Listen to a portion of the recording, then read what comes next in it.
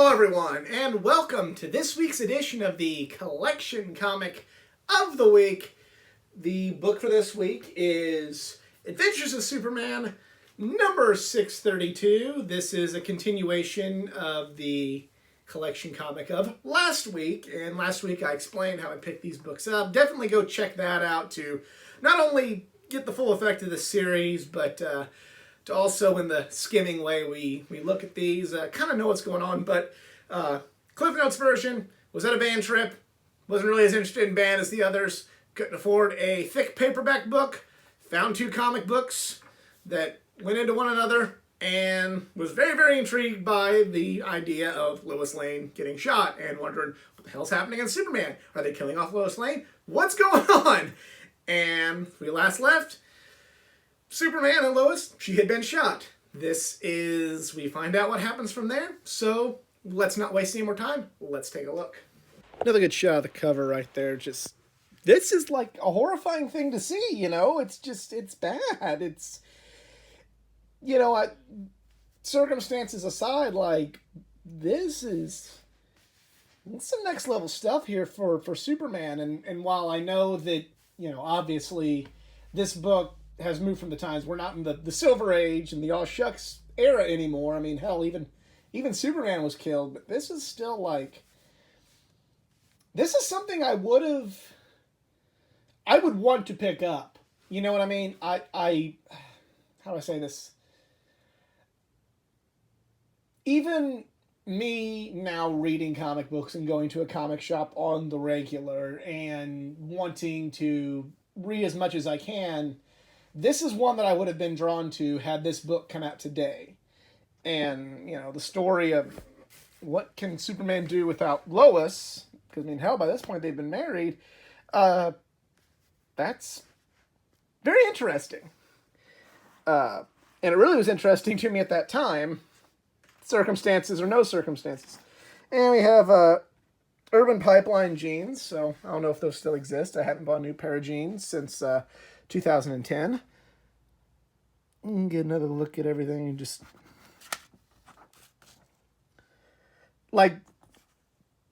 especially in rereading this, the artwork is glorious. Just the scenes of just tragedy and especially right here, looking at his face, just concern, fear, horror, worry, just everything is coming out. And then this part here, is a very, it kind of makes you dislike Superman a little bit, but it's he comes into this military hospital and you have all these patients going, please help me walk again, because they look at Superman as all powerful. And he's normally he has a lot of empathy for his people, the people of Earth, but now he's just, it shows, while it's wrong of Superman to ignore all these people, it also shows that he has humanity in the sense of he's flawed and he's really only cared about Lois. I'm not saying that's good. That's not a good attribute for him to have. It's not an admirable attribute, but it's a human attribute. I'm sure we've all walked into a hospital at some point where somebody definitely has it worse than what we have,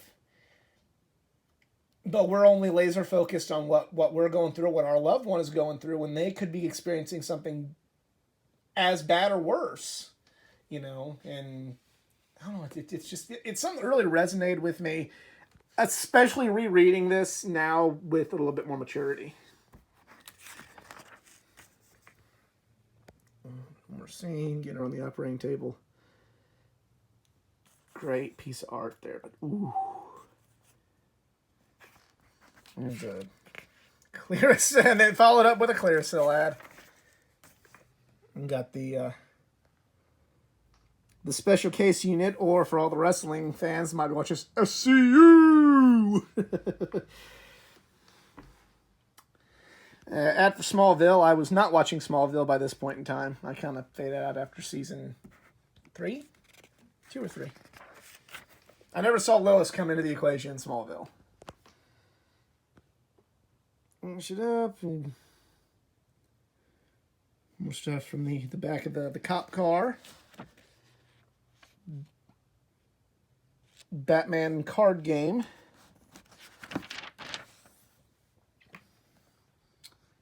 More. Now, the focus of this really isn't on the action, which was at the time a little disappointing. LeBron James Powerade. That was also disappointing. But, yeah, like I was kind of... wasn't a lot of fighting. It wasn't a lot of, bam, bam, bam, which I did kind of want. Especially at that time, I really just wanted some, want action in the book. But it's still... it's still a good book. Like I'm still drawn into this book. Even reading this from those bleachers that day, I was concerned. I was scared. I didn't know if I was gonna be right there in the stands of the University of Illinois football team, witness the death of a character that, while she wasn't like my all-time favorite, somebody that I always been part of my comic fandom, or especially my Superman fandom. And find out that Superman's getting ready to go. Then we have this long Bionicle story.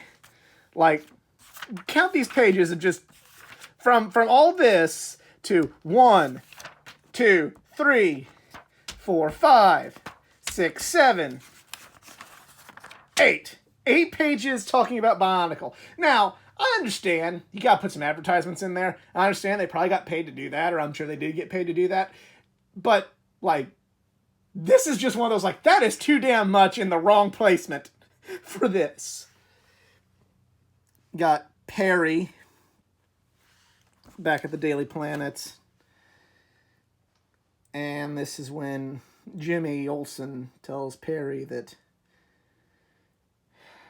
Lois has been shot. This is what hit me. This really hit me. And another Zit advertisement for anti-Zit stuff, which I guess maybe at that point in time in my life I should have adhered to. I don't know. I thought this was really cool here, where Perry's trying to call Clark, but Sean Jaws, the Martian Manhunter, does Clark's voice to talk to Perry. I thought that was really well done. Really cool. He's telepathically talking to the rest of the League to try and then there's that person, says it wasn't him, and he's killed the cops inside the car with them very brutally, but he says it wasn't him that shot Lois. So, this was kind of horrifying to see. Again, just for a Superman book, this is horrific, because you really associate with Superman, there's action, but there's a lot more brightness and optimism. This is something that I thought I would see, out of Punisher or Batman or Daredevil or something like that, a scene of this nature. But this is... see him leaving. Martian Manhunter was saying that they're getting ready to take Lois to the Justice League Watchtower for them to operate on her. And you got another fight in the hospital. And just more with Superman in the hospital, and there he is with the Watchtower. And, he just wants to be alone with Lois. This is a very powerful scene here. And it's very different. It's not something I was used to from a Superman book. And something that's still kind of shocking rereading it today, knowing that these characters go and have gone in many different directions. And there's and Dave Merrigan at the end, and that was Adventures of Superman number 632. Still very, very shocking stuff. I know now, there have been reboots, and Lois never got completely killed off, but this was still very, very shocking, and something that I didn't really expect. And, I kind of said, I wanted more action, because I was, 15 years old and just wanted action. I wanted something to really be exciting while I ignored the band's play on the field. But this did grip me in, and it's still shocking to read now, knowing that everything's okay. And I do remember after this, I did look up on the internet to see kind of what happened, but me not really knowing exactly how the canon and how everything was going in the comic books at that time. It was hard for me to find out, and eventually I just kind of gave up. And it wasn't until the New 52 reboot that I was actually able to get on the ground floor and start following comics to like I still presently do today. But still, this was, again, goes to show why I like Greg Rucka's writing.